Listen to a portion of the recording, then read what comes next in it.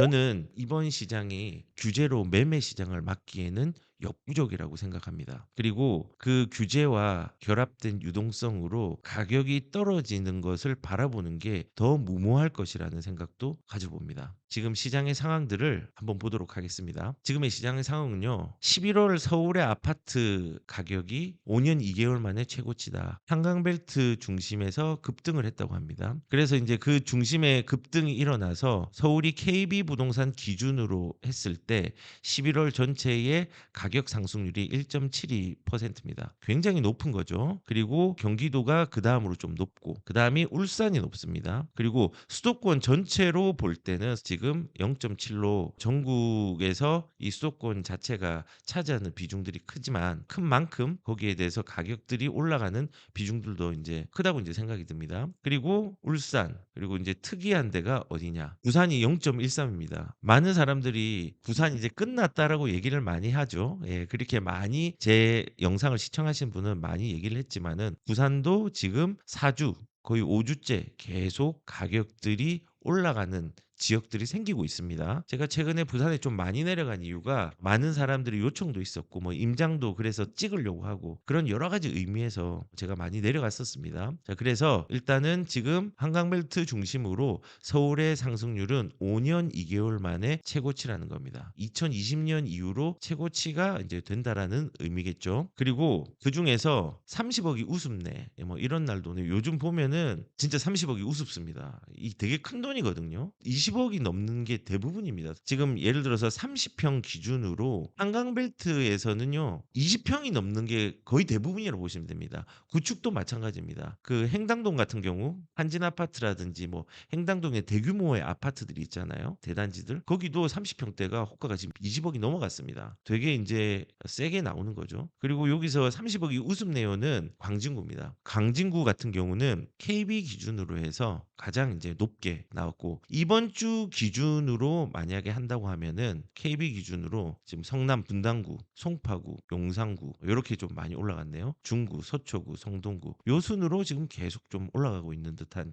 양상들을 보입니다. 그래서 광진 같은 경우도 굉장히 많이 일어났고 송파구 같은 경우도 굉장히 많이 일어났습니다. 아까 이제 보신 것처럼 송파구도 굉장히 많이 올랐고 KB 기준으로 분당 그다음에 송파구 같은 경우는 여기는 데이터가 직방이네요. 송파가 1등이고 그다음이 분당이네요. KB는 아무튼 송파 분당이 굉장히 많이 오르고 있다는 거예요, 지금. 여기 보면은 송파도 0.53, 분당도 0.47 뭐 이런 식으로 가격들의 움직임들이 굉장히 많이 커지고 있는 양상. 광진구, 송파, 성동, 한강벨트가 움직이고 있죠. 지금 송파 같은 경우는요. 진짜 심각한 게 뭐냐면요. 예전에는 잠실만 오른다. 그다음에 신촌동 쪽만 오른다라고 했지만은 지금 아닙니다. 거여 마천에 있는 신축 아파트 같은 경우도 가격들이 30평대가 지금 20억을 가고 있습니다. 굉장히 가격들이 많이 오른 상태입니다. 그래서 구축들도 마찬가지입니다. 저기 가락동 같은 경우에 가락 쌍용이라든지 미룡이라든지 다 오르고 있고요. 그 옆에 있는 강동도 마찬가지입니다. 강동도 신축 구축 할 것 없이 전부 다 급등을 해버렸습니다. 굉장히 이제 심각한 거죠. 그래서 지금 여기서 움직이고 있는데 저는 앞으로 지금 여기서 송파, 성남 분당, 성동 요런 지역들이 조금 더 가격이 더 많이 오를 것 같아요. 왜냐하면 토지거래 허가구역이 지정이 되어서 이제 깜깜이 장이었잖아요. 이제 이게 하나씩 거래량이 나오고 있는데 여기에 호가를 보시면요. 송파, 성남, 뭐 성동의 호가를 보시면요. 호가가 많이 올라가 있거든요. 그 올라간 게 뭐냐면요. 거기에 깜깜이 장에서 거래가 된 게 분명히 있을 거예요. 그 거래가 된 게 있는데 통계에는 안 잡힌 겁니다. 그러니까는 그 깜깜이 장에서 뭔가 지금 올라가 있는 거죠. 그리고 요런 것들이 지금 대기를 많이 하고 있습니다. 예를 들어서 지금 성남 같은 경우는 지금 477건 뭐 이 중에서 지금 처리 중 게 되게 많죠. 분당구 꽤 있습니다. 분당구 그쵸? 분당구인데 다 처리 중이에요. 처리 중 그쵸? 처리가 된 것들도 여기까지도 없고 여긴 좀 해결이 됐네요. 5, 7, 35 한 300개 정도 지금 거래량이 아직 나올 게 있습니다. 그러면은 이게 되게 가격들이 낮게 거래가 됐을까요? 저는 그렇게 생각하지 않거든요. 그리고 여기는 어디죠? 송파구도 437건 지금 깜깜이에서 437건인데 있는데 처리가 된 게 한 반 정도 처리가 됐네요. 한 200여 건 또 나올 게 있으면요. 요것도 가격들에 많이 반영이 될 것 같습니다. 성동구는 어떨까요? 성동구도 약 100여 건 정도가 거래가 되었고 해결된 거는 성동구는 좀 많더라고요. 성동구 같은 경우는 처리될 30건 나올 게 있고 그렇네요. 그래서 저는 이제 생각을 할 때 지금 이러한 부분들이 거래량으로 쏟아진다고 하면은 분명히 가격들의 움직임들이 조금 더 있을 여지들이 아직까지 남아 있다라고 이제 생각을 합니다. 내년은 또 더 무서울 수 있습니다. 그러면 지금 한강벨트라든지 주요 사람들이 선호하는 지역만 그렇게 가격들이 올랐나라고 이제 생각을 해보면은 사실상 강서랑 노원 이런 데도 지금 거래량들이 토호제로 인해서 보이진 않았지만은 굉장히 거래가 많이 되고 있습니다. 거래가 상대적으로 평소보다 작게 된다고 할지라도 지금 이제 토호제로 약정을 해가지고 기다리는 것들이 굉장히 많이 있습니다. 거래량이 급감속을 했지만 급감속을 하지 않은 것 제가 저번에 한번 말씀을 드렸죠. 그리고 가격도 한강벨트만큼은 아니지만은 0.06, 0.05, 0.02 형식으로 꾸준하게 조금 올라가는 부분들이 이제 약진을 준비하고 있는 부분들이 있다는 겁니다. 조금 상대적인 박탈감이 느껴지는 것은 뭐냐면은 실질적으로 이 동네들이 굉장히 오를 때 여기들이 계속 막혀 있다는 겁니다. 지금 한강벨트를 잡기 위해서 강남 3구와 용산 여기를 잡기 위해서 꾸준하게 뭔가를 노력을 했지만은 거기에 대한 피해들은 사실은 하급지에 굉장히 많이 가는 양상들이 일어났었습니다. 그래서 이런 식으로 지금 하급지가 상대적인 박탈감을 가지고 있지만은 그래도 집값의 움직임들은 마이너스가 하나도 없다. 그런데 이제 보니까는 노원 같은 경우도 토지 풀어달라라고 막 이렇게 지금 민원을 넣고 하는 부분들이 굉장히 많은 것 같아요. 그래서 아파트 가격들이 조금 노원 같은 경우도 주춤하다가 반등을 했고 올라가는 양상들이 보인다. 근데 저는 제 생각에는 이제 토지에 대한 약정들이 통계로 나오면은 요거의 수치들은 조금 더 올라갈 수 있는 여지들은 있다고 저는 생각을 합니다. 그래서 이런 식으로 지금 나오고 있다는 겁니다. 그리고 이제 매매 시장의 시황 중에서 제가 아까 전에 오피스텔 같은 경우도 지금 전월 대비해 가지고 조금 사람들이 틈새로 활용하는 그러면서 가격들의 움직임들이 있는 곳들이 조금씩 생기고 있습니다. 이 대형 오피스텔이라고 하면은 가족 단위로 거주 여건이 될 수 있는 곳들을 얘기를 하는 겁니다. 그런 데들이 지금 틈새로 비집고 나오고 있는 양상들이 뚜렷하게 나오고 있습니다. 다만 원룸이라든지 이런 부분들은 아직까지는 그런 부분이 보이고 있지는 않습니다. 그래서 지금 크게 상승을 했다라고 했는데 이거는 가족 중심의 실거주용으로 사용할 수 있는 부분들이 이런 식으로 움직이고 있다는 겁니다. 자, 결국은 뭐냐면요. 규제로 매매 시장을 막기에는 역부족입니다. 규제를 과거에도 했지만은 역부족이었고 지금도 역부족인 게 보이고요. 그리고 앞으로도 이 양상들이 계속될 것이라고 생각을 합니다. 왜냐하면 제일 최근 걸로만 생각을 하더라도 토지거래 허구구역을 지정한 것을 해제했을 때 가격이 크게 오르긴 했습니다. 그런데 다시 재지을 했는데 그래도 가격들이 그 지역만 더 크게 올랐습니다. 오세훈 시장이 올해 2월 달에 풀고 3월 달에 재지정을 했잖아요. 그리고 2월 달에 풀기 전까지도 강남 3구나 규제가 많았던 지역들은 꾸준하게 올랐습니다. 그리고 지금 규제를 하고 있는 이 와중에도 집값은 거래량이 보이지 않지만요. 꾸준히 자기 갈 길을 가고 있습니다. 그런데 이 규제는 그 갈 길을 가는데 가속화를 시켰다는 게 문제입니다. 그 가속화가 어떤 문제를 일으키냐? 양극화를 더 빨리 가속화시키는 게 더 큰 문제가 되겠죠. 그래서 우선 저는 지금 이 규제로 매매 시장을 막으려고 하지만 특히 타겟팅은 강남권이라든지 한강벨트의 주요 지역들이 되었지만은 결국은 그거는 막지 못하고 오히려 다주택자도 막아버리니까는 더 그쪽으로 가려고 하는 쏠림 현상들을 만들고 있다는 겁니다. 그러면은 이런 오피스텔까지도 뭐 되었다고 얘기를 했는데 전월세에 대한 부분들은 어떨까? 이제 전월세에 우리가 좀 진짜 주목을 해야 되는데 진짜 심각할 겁니다. 지금도 심각합니다. 전세 시장도 굉장히 많이 흔들리고 있습니다. 매물이 없습니다. 올해 초를 1, 2월 달 1분기 대비해 가지고 거의 5분의 1 토막이 났습니다. 그래서 서울 전체의 매물이 연초 대비해서 18% 정도 감소했고 경기도는 37%가 감소했다고 합니다. 그리고 여기 보시면은 그러한 물량이 줄어든 것뿐만 아니라 어떤 데는 서울의 일부 지역의 월세 보증금이 전세를 추월했답니다. 뭐 얼마 전까지만 해도 전세가 3억 이었는데 지금은 3억 5천에 월 50 이렇게 받는 걸로 보증금 자체가 추월을 했다는 겁니다. 그래서 서울을 중심으로 경기도도 심각합니다. 일부 지역들은 제외하고 지금 규제가 일어나는 곳이라든지 이런 데도 전세의 움직임들이 꽤 큰 데가 있습니다. 그래서 지금 전세가 매우 심각하다. 그러면은 이렇게 전세 매물이 5분의 1로 줄어든데 왜 과연 줄어들었을까? 요거를 이제 생각을 해 봐야 됩니다. 전세 매물이 줄어든 첫 번째 이유는 무엇일까요? 전셋값이 오를 것이라고 그렇게 불안한 마음으로 이동을 하지 않습니다, 사람들이. 그 이동을 하지 않는다는 거는 매물이 나오지 않는다는 겁니다. 계갱권을 사용하는 사람들이 굉장히 많이 늘어났죠. 그래서 지금 사람들이 별 수 있나 눌러 살아야지. 서울 아파트 전월세 재계약이 급증한다. 그 이유가 뭘까요?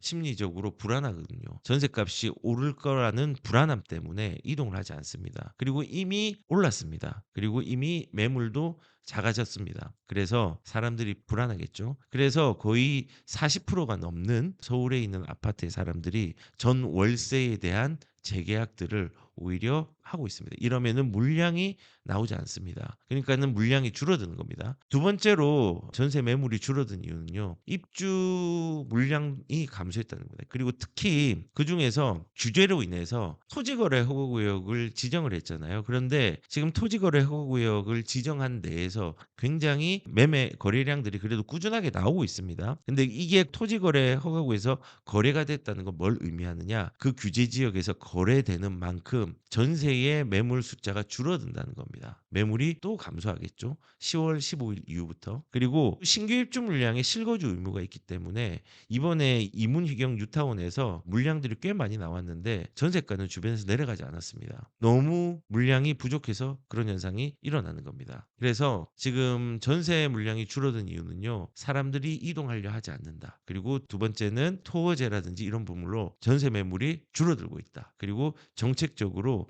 신규 입주 물량을 전세 매물로 쏟아내는 여건들을 만들어 놓지 않고 있다. 이런 겁니다. 그러면은 만약에 이런 전세 매물이 줄어든다. 그 결과는 어떻게 될까요? 첫 번째는 매물 감소로 인해서 전세가가 매물이 없어지면서 급등을 할 겁니다. 그래서 지금 현재도 신규 규제 지역의 아파트, 그러니까 새롭게 이번에 규제 지역이 지정된 곳이죠. 전세값이 현재도 그 이후에 2.8%가 급등을 했다는 겁니다. 실제로 많이 급등했고 토호제 지정된 서울의 21개구가 2.8% 올랐고 그다음에 전체적으로 2% 이상이 급등을 했다. 자, 그리고 두 번째는 전세 매물이 줄은 결과가 어떻게 될까? 매물 감소와 전세가 상승으로 월세를 선택하거나 하급지로 거주지를 이동하는 상황들이 생기게 될 겁니다. 월세 가속화는 어떻게 될까요? 서울에 자가 없는 김들이 사상 최대. 전세도 씨말라서 월세 200만 원 낸다. 이게 뭐냐면요. 이제 이런 거거든요. 진짜 실제 사례로 서울의 강남의 도곡동에 도곡렉스리라는 아파트가 있잖아요. 거기에 전용 면적 5구 타입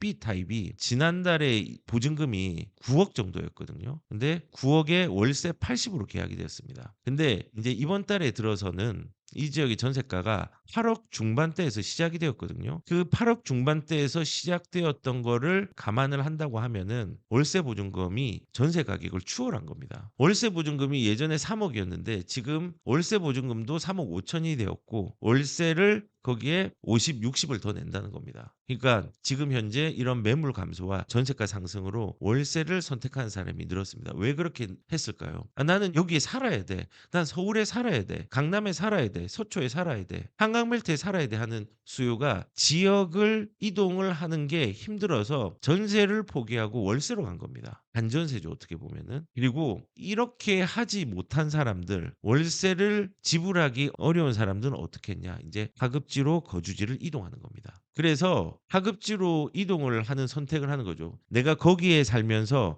실질적으로 서울에 살면서 월세를 많이 내거나 전셋값이 올라가는 게 힘들어서 내가 살던 데를 벗어나 싼 곳, 경기도, 인천으로 매매나 전세로 옮기거나 이런 수요들이 많이 늘었다는 겁니다. 실제로 전셋값 급등의 탈서울 가속, 경기의 아파트 매매로 눈 돌리는 수요자. 그러니까는 이렇게 되는 거죠. 이렇게 매매로 눈 돌리면 그나마 괜찮습니다. 근데 여기서도 돈에 대한 부족함, 그리고 경기도에 대해서 입지에 대한 선정 기준이 없거나 부동산 인플레이션에 대한 불신이 있는 사람들은요. 이렇게 안 하고 또 전세로 하겠죠. 실제로 서울의 아파트 평균 전세가가 6억 6천이라고 합니다. 그리고 이동한 현황을 보면은 서울이 7,751명이 줄었고 경기가 7,018명이 늘었다라고 했는데, 이 전세 평균이랑 매매가 평균을 보면은 서울의 전세 평균보다 경기도의 일부 지역의 매매가가 싸기 때문에 이런 식으로 갈 수 있다라는 거죠. 그래서 지금 이런 전세 매물이 특히 이제 서울 같은 경우는 줄어든 이유는요. 너무 비싸니까. 그래서 지역을 희생하고 포기를 한 겁니다. 그리고 그나마 다행인 거는 이렇게 전세에서 매매로 이동한 사람은 다행이지만요. 전세에서 똑같은 가격으로 입지를 바꿔서 하급지의 전세로 간 사람은 가장 안타까운 선택을 하게 되는 겁니다. 그래서 매물이 줄어든 결과는 뭐냐? 전세가 급등. 두 번째는 매물 감소와 전세가 상승으로 월세를 선택하거나 하급지로 거주를 이동한다는 겁니다. 그리고 이런 전세의 피해는요. 자산이 부족한 사람이 조금 더 큰 피해가 있다라고 느껴질 거라고 생각이 드는 게, 지금 보시면은 10-15 대책 이후에 2.8% 뛴 전셋값, 아까 요거는 언급을 했죠. 그중에서 노은강, 노원, 은평, 강북 서민들이 타격이 컸다. 이제 이걸 보시면은 이런 거예요. 서울 같은 경우는 규제 지역일 경우에 강남 3구와 용산구는 전세가에 대한 변동률이 2.7%. 그런데 오히려 규제 지역이지만은 여기 외에 새롭게 지정된 지역의 전세 가격들은요 더 많이 움직였습니다. 경기도 같은 경우는 2% 정도밖에 움직이지 않았지만은 이 12곳이 그래도 서울 진입이 조금 유리한 지역들이죠. 이런 데는 2% 올렸고, 그 외에는 입지적 가치가 조금 부족한 지역들이 꽤 있잖아요. 거기가 오히려 줄어들었습니다. 근데 결론적으로는 왜 이제 피해를 보느냐? 상대적으로 강남구, 용산구에는요. 그래도 재정적으로 다른 지역에 사는 사람들보다는 조금은 안정적인 수입들이 있을 겁니다. 그래서 여기에서 2-3천이 바뀌는 거랑 여기에서 2천이 바뀌는 거랑 이거는 부담감들이 되게 서로 다를 거라고 생각하거든요. 가격으로 따진다고 하면은 뭐 강남, 용산 같은 경우가 이제 2.7%지만은 실질적인 규모 면에서는 전세금이 좀 더 올랐어요. 근데 비율적으로는 그 외의 지역들이 더 많이 올랐고, 이 비율이 큰 게 사실은 돈을 조금 넉넉하게 가진 사람들보다 훨씬 더 타격감이 있을 걸로 저는 생각이 듭니다. 그래서 지금 보면은 변동률이 많았던 데는 종로구, 금천구도 9.4% 굉장히 크네요. 그리고 양천구, 강동구, 용산, 중구, 광소구도 3.6%나 됩니다. 굉장히 크죠. 이 중에서 가장 타격감이 큰 데는 제가 볼 때는 금천구 같이 보이네요. 그리고 주요 단지 전세가 추이를 보면 강동구 같은 경우도 1억 2천이 이제 올랐고, 이제 규제 전 이전 최고가 대비해서 이만큼 올랐다는 겁니다. 1억 2천이 올랐어요. 그라시움 같은 경우는. 엠벨리 3단지 같은 경우도 84 타입이 7억 5천에서 8천만 원 정도 올랐네요. 최고가 대비해서 8천만 원 더 올랐습니다. 규제 이후에. 경기공자의 종로에 있는 거죠. 이거는 1억 5천 올랐습니다. 이제 딱 규제한 지 40일 정도 됐네요. 1억 5천 올랐습니다. 최고가 대비해서. 그리고 상계동 조금 입지는 좋지는 않지만은 전세 최고가 대비 3천이 더 올랐어요. 마포의 아너스빌 8억에서 8억 5천까지 올랐고 5천도 올랐죠. 개포 자이 프레지던스 전용 78 같은 경우도 1억 5천 정도 더 올랐어요. 40일 만에요. 전세가가. 아마도 내년 같은 경우는요 더 힘들 겁니다. 아니 근데 나는 전세를 살지 않는데 전세가 뭔 상관이냐. 일단 전세는 서민들의 주거비들을 굉장히 많이 지출하게 하고요. 그리고 이렇게 임차 시장이 불안하면요 이게 매매 가격들을 자극을 시킵니다. 전세와 매매는 별도로 있는 게 아닙니다. 우리는 선택을 해야 되거든요. 매매로 살거나 집을 사거나 세입자로 살거나 집을 가지지 못한 노숙자로 살거나 세 가지 선택지밖에 없습니다. 그렇기 때문에 다 연결돼 있거든요. 그중에서 이제 전월세가 움직이는 수요들이 전세가 불리하면 월세로 움직이고 월세가 불리하면 전세로 움직이고 전세의 선택지가 또 매매로 이어지고 이런 식으로 왔다 갔다 합니다. 그런데 매매로 사서 집을 거주했던 사람이 아예 집을 버리고 전세로 가는 경우들은 조금 희박하긴 하지만은 아무튼 이 전세, 월세 매매가 유리한 방향으로 그다음 내 상황에 맞게 계속 이동을 하기 때문에 전세가 오르는 게 매매랑 무슨 상관이라고 하면 안 됩니다. 연결이 되어 있습니다. 지역과 지역 간에도 연결이 되어 있습니다. 왜냐하면 이사를 내가 성동구에서 강남으로 한다고 하면은 이것도 이사를 나 혼자 하는 게 아니라 둘이서 하는 거잖아요. 그리고 성동구에 있던 사람이 또 이사를 하려면 집을 매도를 해야 되니까 그건 또 뭐 동대문에 있는 사람이 올 수 있는 거잖아요. 그럼 동대문에 있는 사람은 또 어디서 올 수 있냐? 노원에서 올 수 있는 거고 노원에 판 사람은 의정부에 있는 사람이 노원으로 올 수 있는 거예요. 이런 식으로 다 연결이 되어 있기 때문에 우리가 전세가 올라가는 게 나랑 무슨 상관? 상관이 있습니다. 그리고 강남이 오르는 게 나랑 무슨 상관? 결국에는 다 연결이 되어 있습니다. 단순하게 우리 집만 오르면 되지, 우리 집만 내리면 되지, 우리 집하고 연결이 안 되니까 뭔 상관이라고 시장을 방관하고 방관자로 있으면요. 시장의 흐름을 놓치다가 내가 발견할 수 있는 기회도 놓칠 수 있습니다. 그래서 지금 이러한 전세가 심각하다. 내년에는 더 심각하다. 신규 물량도 안 나오고 규제도 더 있을 거고 12월 달에 공급 정책을 낸다고 하지만은 정책들이 무용지물일 가능성들이 굉장히 큽니다. 다만 이번에 국토부와 서울시에서 국장급 주택 공급 회의를 했잖아요. 그래서 공급 확대라는 한마음을 가지고 여러 가지의 건의안들을 서울시에서 내고 국토부에서 그걸 일부를 수용하겠다 하고 뭐 그린벨트 해제를 하려고도 노력을 하고 뭐 여러 가지 상황들이 있지만은 지금 당장 나오는 거는 아무것도 없습니다. 그렇기 때문에 내년에는 공급에 대한 부족, PF 시장도 불안합니다. 그래서 건설할 수 있는 여건들도 굉장히 아직까지는 어렵습니다. 그리고 건설 물가가 많이 오를 겁니다. 왜냐하면 환율이 오르잖아요. 지금 당장 환율이 연결이 되는 것들이 많이 없을 수 있지만 실질적으로 생활적인 면에서는 주유, 기름 가격 많이 올랐죠. 유가는 안정적인데 우리는 기름값이 오르고 있습니다. 왜 그럴까요? 환율입니다. 공사비 같은 게 우리나라에만 있는 게 아니라 외국에서 가져오는 것들이 있습니다. 그런 것들을 나중에 분양가로 다 들어가게 됩니다. 환율이 올라가면은 여러 가지의 상황들이 인플레이션들이 더 자극이 될 수 있는 여지들이 저는 있다고 생각합니다. 그래서 우리가 내년 심각한 시장들을 지금 좀 준비했으면 좋겠어요. 대출이 막혀 있다? 대출 막혀 있어도 국고채의 금리가 올라가면서 대출 금리를 자극을 시켰죠. 환율이 올라가고 이제 외국인들이 우리나라에 있는 주식들도 뭐 다 빼고 이제 있죠. 주식을 투자하는 사람들이 외국인들도 이제 환율 문제라든지 여러 가지 보면은 우리나라가 지금 돈을 풀고 막 우리나라의 가치가 떨어지니까는 이동을 하려고 하고 있잖아요. 여러 가지 상황들이 복합적으로 안 좋게 돌아가고 있습니다. 그런데 이때 우리는 예금을 하면요. 원화의 가치가 점점 내려가는 거 플러스 원화의 가치가 내려가는 거 그리고 나는 예금을 했지만은 인플레이션에 대응하지 못해 가지고 내가 예금으로 뭐 2% 3%대의 금리로 예금을 받았으라고 하지만은 결국은 마이너스입니다. 300만 원, 400만 원 뭐 투자해서 300만 원, 400만 원 받았다고 하지만은 그거 마이너스입니다. 원화 가치가 크게 떨어지는 것도 생각하고 예금보다는 자산으로 그리고 가치 있는 자산이 뭔지 내게 맞는 자산이 뭔지를 잘 판단해서 가셔야 된다고 생각을 합니다.